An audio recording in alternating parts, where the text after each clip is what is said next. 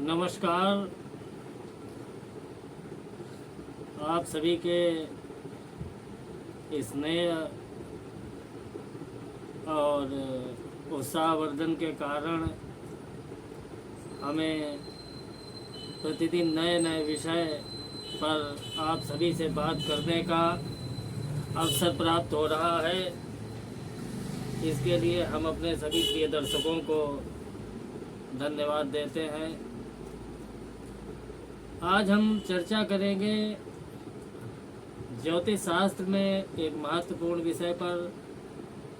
लोक व्यवहार में हमारे यहाँ प्रचलित है कि जब किसी भी साधु सन्यासी या ज्योतिषाचार्य या जो उस विषय के जानकार हैं उनसे हम एक प्रश्न करते हैं कि हमारे ग्रह दशा कैसे हैं, थोड़ा बताइए। हालांकि इस तरीके से प्रश्न तो किसी से नहीं करना चाहिए।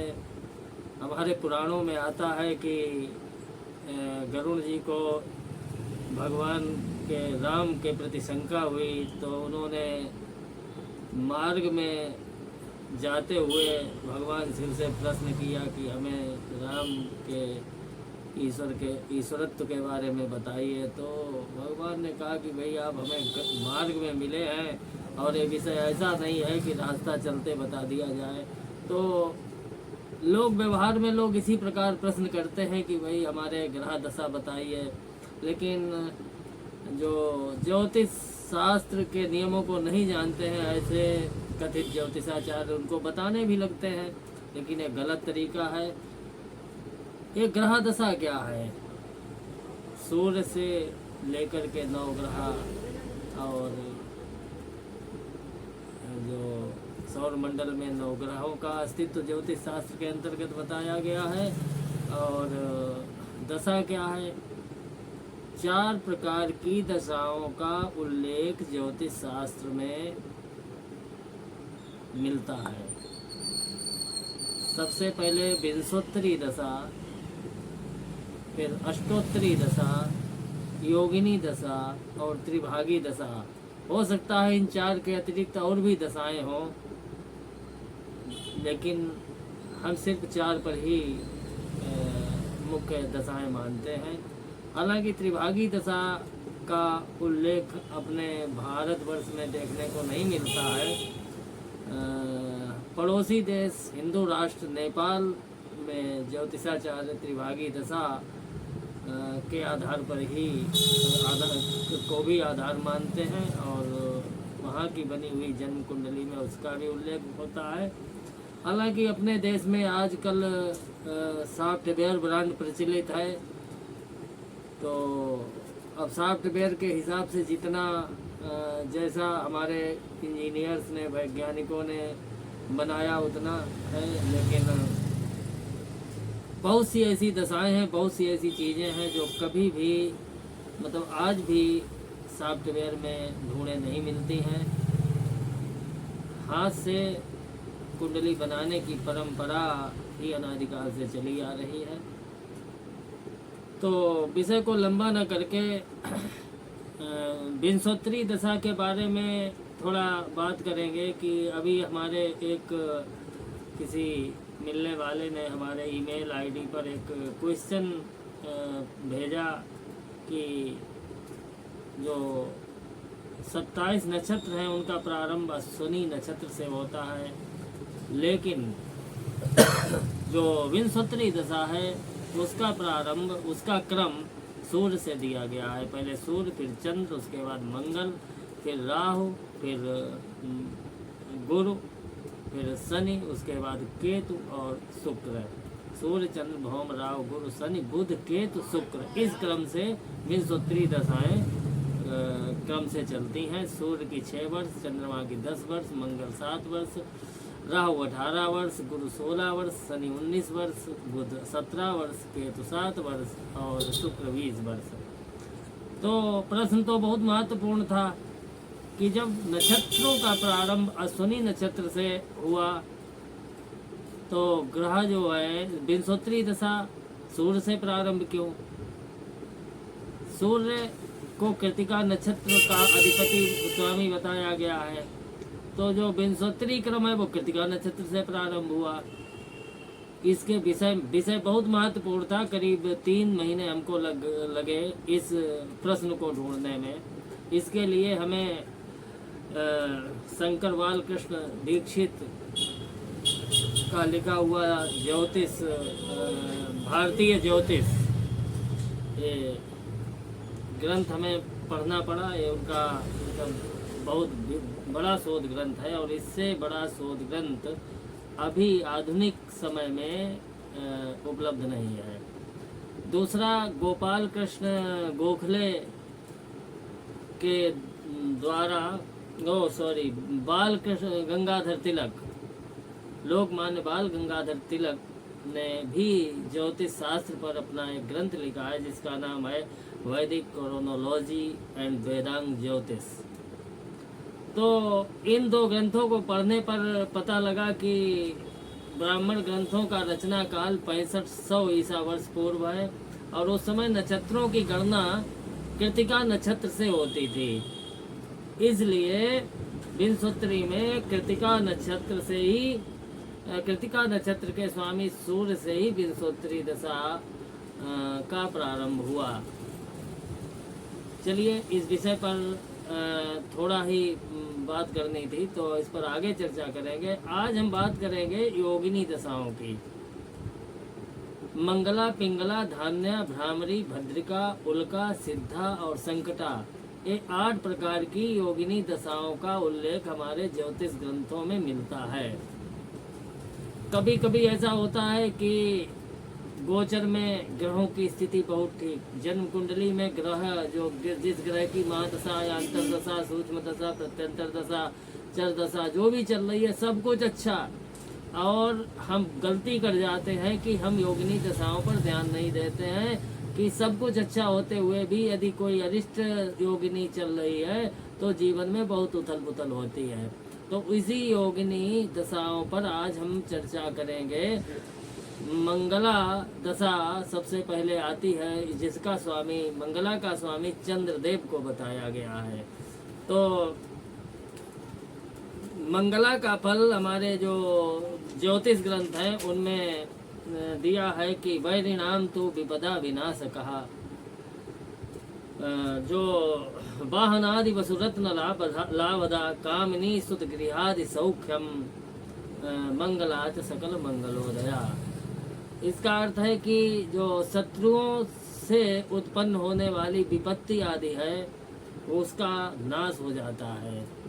जीवन में तमाम प्रकार के रोग शत्रु आदि पीड़ित करते हैं। तो मंगला दशा जो कि 1 वर्ष की होती है, मंगला से लेकर के संकटा 8 दशाएं और क्रमशः 1, 2, 3, 4, 5, 6, 7, 8 वर्ष तक इनका प्रभाव रहता है। मंगला यद्यपि 1 वर्ष की होती है, लेकिन ये दशा, इसमें क्या होता है कि ये हम जो हमारे शत्रुवादी हैं उनसे होने वाली समस्या समाप्त होती है और वाहन, पृथ्वी, वाहन, भूमि और रत्न आदि का हम लाभ प्राप्त होता है। कामिनी माने स्त्री, पुत्र और गृहादि लाभम, स्त्री, पुत्र और घर मकान का लाभ प्राप्त होता है। मंगलाचा सकल मंगलोदया। इस प्रकार मंगला दशा सब प्रकार से मंगलकारी कही गई है। तो इस मंगला योगिनी हर दृष्टि से जब उसका समय 1 वर्ष का आता है तो व्यक्ति सुखी एवं प्रसन्नचित्त रहता है और इसका प्रभाव अक्सर मैंने अपने अनुभव में देखा है। इसके बाद पिंगला दशा आती है जो कि जिसका प्रभाव 2 वर्ष रहता है। पिंगला का फल हमारे शास्त्रों में इस प्रकार लिखा है, दुख शोक कुल रोग वर्धिता व्यग्रता च कलह स्वजनैष्या अंश भाग कथिता फलदासौ पिंगला च विदुषाम फलदादौ। इसका अर्थ है कि ये दुख शोक कुल रोग वर्धिता, दुख उत्पन्न होता है, शोक उत्पन्न होता है और परिवार में, घर परिवार में रोगों की वृद्धि होती है। व्यग्रता माने मन में व्यग्रता रहती है और कलह स्वजनैष्या, स्वजनों से कलह उत्पन्न होती है। अंश भाग कथिता फल दादो पिंगलाच विदुषाम फल दादो, यानी ये 2 वर्ष की होती है। तो ऐसा हमारे जो ऋषि हैं उन्होंने कहा है कि 1 वर्ष तक तो जो हमने अभी फल बताए थे कि ये अशुभ फल देती है, लेकिन अपने अंतिम भाग में यानी दूसरे वर्ष में एक कुछ अच्छे फल तो नहीं देती है, लेकिन उन जो समस्याएं चली आ रही हैं उनमें कुछ राहत प्रदान करती है। इसके बाद धान्य दशा, और हाँ, मंगला का स्वामी चंद्रमा, पिंगला का स्वामी सूर्य, और इसके बाद आती है धान्य दशा जो कि 3 वर्ष की होती है, और इसका स्वामी बृहस्पति को बताया गया है। देवगुरु बृहस्पति इस धान्य दशा के स्वामी हैं। तो इसका फल जो हमारे शास्त्रों में बताया है, धनम धान्य वृद्धिम धरानाथ मान्यम, सदा युद्ध भूमौ जयम धर्मवंतः, समीचीन वस्त्रागमम राजमान्यम, दशा धान्य का धान्य वृद्धिम करोति। इस धान्य दशा को शुभ बताया गया है। इसमें धन धान्य की वृद्धि होती है, और यदि कोई लड़ाई झगड़ा की स्थिति आती है, कोई मुकदमेबाजी की स्थिति आती है, तो उसमें विजय प्राप्त होती है। लेकिन ध्यान रखना, हमेशा न्याय और सत्य की विजय होती है। आप कोई अन्यायपूर्वक कर्म करें और किसी ने आचार्य ने कह दिया कि आपकी धान्य दशा चल रही है, तो आप गलत तरीके से यदि न्यायालय आदि में बात कर दें तो निश्चित ही आप हार जाएंगे, क्योंकि सत्य में जयते, हमेशा सत्य की विजय बताई गई है। लेकिन यदि आप व्यर्थ के किसी लड़ाई झगड़े में, मुकदमेबाजी में फंसे हैं और धान्य की दशा आ गई है, तो उस स्थिति में आपकी न्यायालय में विजय प्राप्त होगी, और सुंदर वस्त्रों का लाभ होता है, और राजा के द्वारा राज्य पक्ष से सम्मान की प्राप्ति होती है। इस प्रकार धन धान्य की वृद्धि करती है, आपके व्यापार में वृद्धि करती है, जो भी काम करते हैं उसमें लाभ की स्थिति बनती है। इस प्रकार धान्य का फल हमारे ऋषियों ने कहा। इसके बाद इस क्रम से क्रमात भ्रामरी की दशा आती है। भ्रामरी का सामान्य अर्थ हुआ है कि भ्रमित कराना, व्यर्थ में घुमाना, और भ्रामरी का स्वामी मंगल को बताया गया है।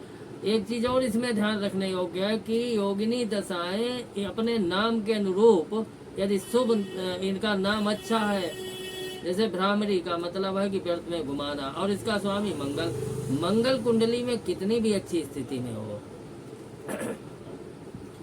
और अब विंशोत्तरी में यदि मंगल की महादशा चल रही है तब तो वो अच्छा फल देगी, लेकिन यदि योगिनी के अंदर भ्रामरी दशा आती है तो ये कभी भी अच्छा फल नहीं देती है। कई एक जन्म कुंडलियों में हमने अपने अनुभव में ये देखा है, लेकिन मैं कोई दावा नहीं करता हूँ, किसी भी विद्वान का अपना निजी अनुभव हो सकता है। तो इसका फल जो हमारे ऋषियों ने बताया है, और हाँ, ये 4 वर्ष तक प्रभावित करती है। विदेशे भ्रमम हानि युद्धे गताशा, कलत्रांग पीड़ा सुखैर्वर्जितत्वं, विलम्ब्यादि वृद्धिर जनानां प्रकोपम, दशा भ्रामरी भ्रामयेत सर्वदेशम। विदेशे भ्रमम, विदेशों में भ्रमण करना पड़ता है। ये तो अच्छी बात हो गई, हर किसी की इच्छा होती है कि विदेश में घूमे, लेकिन आगे क्या दिया है, विदेशे भ्रमम हानि। संस्कृत भाषा है, इसको पूरा पढ़ने पर ही इसका अर्थ निकलता है। अंग्रेजी की तरह एक शब्द का सीधा कोई अर्थ नहीं होता है। संस्कृत में जब तक आप पूरा श्लोक या पूरा पैराग्राफ या पूरा गद्य नहीं पढ़ लेंगे तब तक उसका अर्थ स्पष्ट नहीं होगा। तो क्या लिखा है, विदेशे भ्रमम हानि युद्धे गताशा। विदेश में यदि आप जा रहे हैं तो आपको हानि होगी। यदि युद्ध के मैदान में जा रहे हैं, यानी किसी लड़ाई झगड़ा मुकदमा आदि आप उसमें फंस रहे हैं, तो आपका उसमें भी नुकसान होगा, आप हार जाएंगे।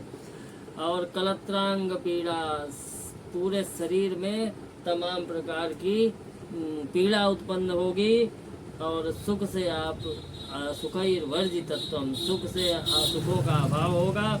ऋणम व्याधि वृद्धिर, ऋण माने कर्ज, और व्याधि माने विभिन्न प्रकार की रोग पीड़ा में वृद्धि होगी। जनानां प्रकोपम, व्यर्थ में लोगों का प्रकोप आपको झेलना पड़ेगा।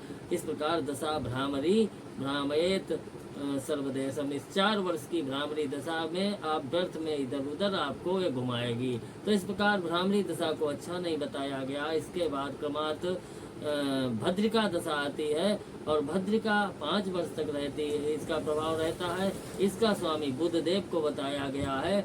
अपने नाम के अनुसार भद्रिका यानी भद्र माने कल्याण, भद्र ये अपने नाम के अनुरूप अच्छी मानी गई है। तो यदि जन्म कुंडली में बुध खराब स्थिति में भी हो और यदि भद्रिका दशा है तो उसमें आपको कुछ लाभ की, आपके कुछ कल्याण की संभावनाएं रहेंगी। और वो कैसा होगा, किस मात्रा में होगा, ये तो उस समय की परिस्थिति या कुंडली के अनुसार निर्णय होता है। धनानंद वृद्धि गुणानाम प्रकाशम, धन की वृद्धि होती है और गुणों का प्रकाश होता है, यानी मन में हृदय में सद्गुणों की उत्पत्ति होती है। समीचीन वस्त्रागमम राजमान्यम, राजा के द्वारा सम्मान होता है, अच्छे वस्त्रों का लाभ मिलता है।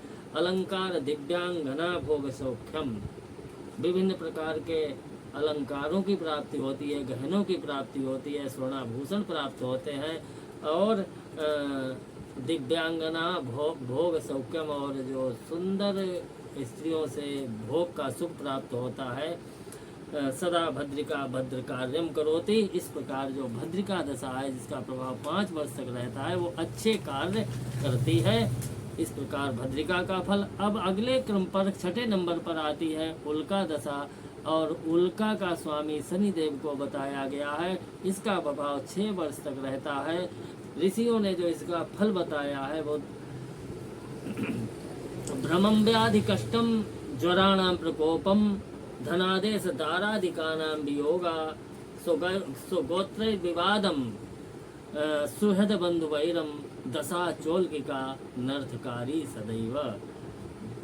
व्यर्थ का भ्रम उत्पन्न होता है, व्याधि यानी विभिन्न प्रकार की बीमारियों से परेशानी होती है, और ज्वराणाम प्रकोपम बुखार आदि का प्रकोप रहता है।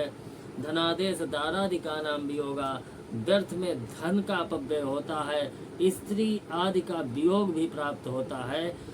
स्वगोत्र विवादम, अपने गोत्र के जो लोग हैं, कुल के लोग हैं, परिवार के लोग हैं, उनसे व्यर्थ का विवाद होता है। सुहृद बंधु वैरम, गोत्र के और घर परिवार के लोगों से व्यर्थ में शत्रुता उत्पन्न हो जाती है।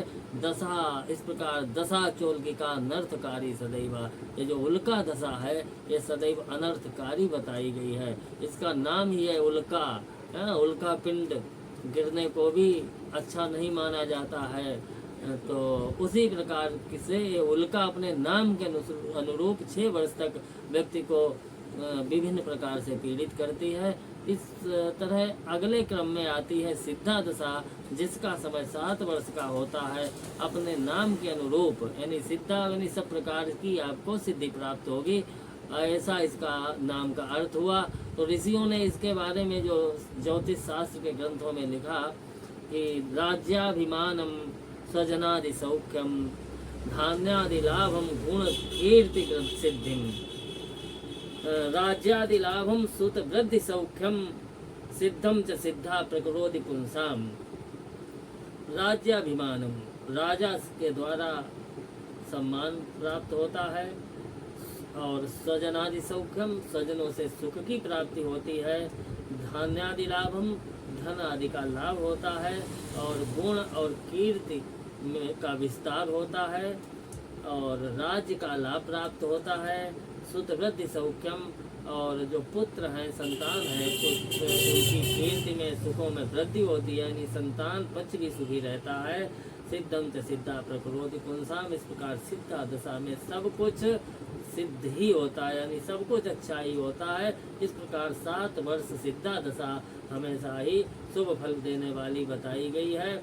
इसके बाद आती है संकटा, यानी नाम में ही संकट। तो ये संकटा दशा को ज्योतिष शास्त्र में बहुत ही खतरनाक बताया गया है। 3 योगिनियां यानी एक भ्रामरी, उल्का और संकटा। उसमें संकटा तो अब इसका नाम ही जब संकटा है तो कल्पना कीजिए कि कैसे कैसे संकटों से ये आपको पीड़ित करेगी ऋषियों। और इसका समय भी बहुत लंबा है, कितने वर्ष, यानी 8 वर्ष। अब 8 वर्ष जो संकटा रहेगी उसका आप प्रभाव समझिए। ऋषियों ने लिखा जनानां विवादम जोराणां प्रकोपम, लोगों से व्यर्थ में आपका विवाद होगा, बुखार आदि का प्रकोप झेलना पड़ेगा। कलत्रादि कष्टम पशूनां विनाशम, स्त्री आदि को कष्ट रहेगा और घर में जो पशु आदि हैं वो नष्ट हो जाएंगे, यानी पशु मरते रहेंगे। ग्रही स्वल्पवासम प्रवासाभिलाषम, घर में बहुत कम रहने को मिलेगा, इधर उधर भटकना पड़ेगा, चाहे वो रोजगार के लिए या कहीं किसी स्थिति के लिए घर से बाहर ही रहना पड़ेगा। दशा संकटा संकटम राजपक्षात, व्यर्थ में ही राजपक्ष से, राजा की ओर से, शासन की ओर से, सत्ता की ओर से कोई न कोई संकट उत्पन्न बना रहेगा। इस प्रकार जो 8 वर्ष तक संकटायोगिनी का प्रभाव रहता है वह कष्टकारी बताया गया है। तो इस प्रकार आज के इस हम वीडियो में हमने मंगला से लेकर के संकटा ये तक की योगिनी के बारे में बताया, और भी कई ग्रंथों में अलग अलग तरीके से इसका उल्लेख मिलता है, लेकिन उनका सबका जो फल है वो इसी प्रकार का बताया गया है। मंगला दशा शुभ फल देने वाली है, पिंगला दशा 2 वर्ष की होती है और प्रथम वर्ष अशुभ फल देती है, यानी अच्छा फल नहीं देती है, और जो अंतिम वर्ष है उसमें कुछ राहत देती है। इस प्रकार धान्या दशा जो कि 3 साल रहती है, ये भी शुभ फल देने वाली बताई गई है, और भ्रामरी दशा को बहुत ही मतलब अच्छा नहीं, बहुत ही खराब स्थिति में बताया गया है। और उसके बाद 5 वर्ष तक भद्रिका दशा जो कि शुभ फल देती है, फिर 6 वर्ष तक उल्का दशा, और 7 वर्ष जो कि उल्का नाम के अनुरूप ही कष्टकारी बताई गई है। इसके बाद 7 वर्ष तक सिद्धा दशा शुभ बताया गया है, और संकटा तो अनर्थकारी ही बताई गई है। तो इस प्रकार योगिनी की दशाएं और हर किसी के जीवन में आती हैं।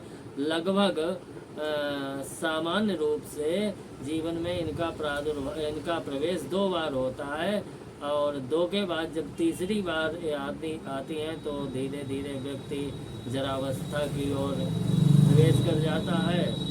संकटा के बारे में तो यह भी बताया गया है कि बिना संकटा के मृत्यु हो ही नहीं सकती, भले वो मतलब शुभ योगिनी हो, और उसमें यदि अंतर्दशा यदि संकटा की आ जाए तो मृत्यु का कारण बनती है। विरोधो नो मृत्युर जन्म कालादमपि ही बिना संकटा योगिनी नाम, मतलब इस तरीके से कि बिना संकटा योगिनी के मृत्यु आ ही नहीं सकती, यानी जब भी मृत्यु का समय आएगा तो कहीं न कहीं संकटा का प्रभाव होगा। तो इस प्रकार ज्योतिष शास्त्र में ग्रहों के शुभ और अशुभ फल बताए गए हैं।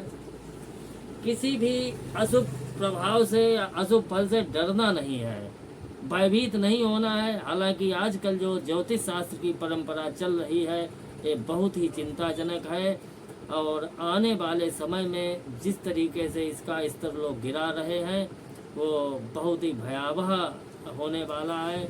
लोगों की इस दिव्य विषय के प्रति आस्था कम होती जाएगी, ऐसा हमें तो हमारा अपना अनुमान है, लेकिन हम कभी नहीं चाहेंगे कि इस परा विद्या की गरिमा को ठेस पहुँचे। इसलिए ज्योतिष शास्त्र भयभीत करने का विषय नहीं है। ज्योतिष का माध्यम किसी को डराना नहीं है, और ज्योतिष के सूत्रों से किसी को डरना नहीं है। यदि अशुभ स्थिति है तो आप उस प्रकार के उपाय करके उनको शांत कीजिए। पुराण में ऐसा लिखा है कि अभिवादनशीलस्य नित्यं वृद्धोपसेविना चत्वारि तस्य वर्धन्ते आयुर्विद्या यशो बलम। ऐसा हमारे पुराणों में उल्लेख किया है कि अपने बड़ों के प्रति हम अभिवादनशील हों, वयोवृद्धों की सेवा करें, और ऐसा करने से आयु, यश, विद्या और बल की वृद्धि होती है। तो इस प्रकार इस हमने आज के विषय में योगिनी का फल कहा। आशा है कि आप सभी को ये पसंद आएगा। जो हमारे नए ज्योतिष शास्त्र के अध्येता हैं, जो इस विषय को लगातार आगे इसमें पढ़ना चाहते हैं, सीखना चाहते हैं, हालांकि मैं भी सीख रहा हूँ।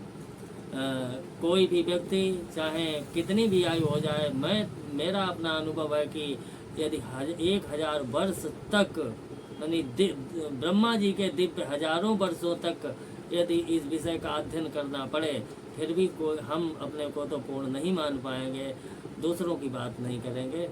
तो निरंतर जो नए इस लाइन में आए हैं, इस क्षेत्र से जुड़े हैं, उनके लिए भी ये हमारा चैनल बहुत महत्वपूर्ण सिद्ध होगा। ये जो शास्त्रों में जो सूत्र दिए हैं, इनसे बहुत ही सीखने को मिलेगा। इसलिए सभी लोग आशा करता हूँ कि हमारे इस चैनल को आप लोग पसंद करते रहेंगे, हमारे चैनल पर बने रहेंगे, लाइक सब्सक्राइब करेंगे। इसी के साथ धन्यवाद। हाँ, किसी भी प्रकार की ज्योतिषीय समस्या के लिए आप हमारे मोबाइल नंबर 9450253563 अथवा 7007242475 पर हमसे संपर्क कर सकते हैं। हमारे ऑफिस में आकर के हमसे मिल सकते हैं। प्रत्येक सेवा पेड सर्विस है और हम निःशुल्क में कोई भी ज्योतिष कार्य नहीं करते हैं। इसलिए निःशुल्क सलाह के लिए कृपया फ़ोन न करें। धन्यवाद। आप सभी स्वस्थ रहें, प्रसन्न रहें। इसी के साथ